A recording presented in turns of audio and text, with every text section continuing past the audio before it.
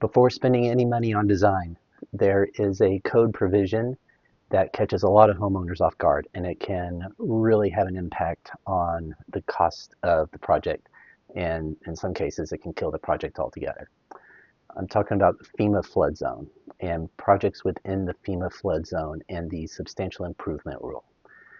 What the substantial improvement rule is, it limits homeowners to make repairs and improvements on homes within the FEMA flood zone. It limits it to 50% of the market value of the house. And it's only the house. It does not include the value of the land.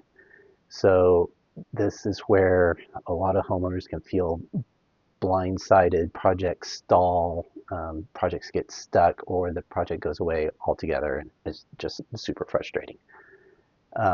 So first step, if you're in a FEMA flood zone and you want to do some improvements to your house, some remodeling, or an addition or a second story, here's the first step, is get an appraisal. I want to find out what the market value is of the improvements. Do not include the land, it's just the house.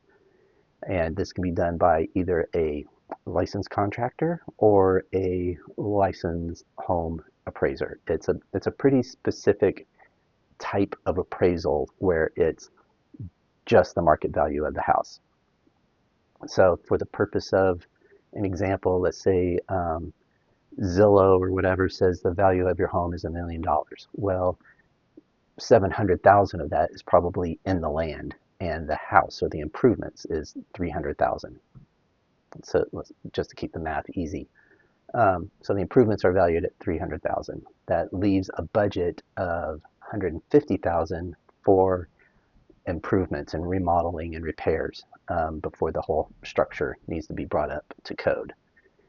Typically what that means, bringing the whole structure up to code in a flood zone, means raising the building above the flood line.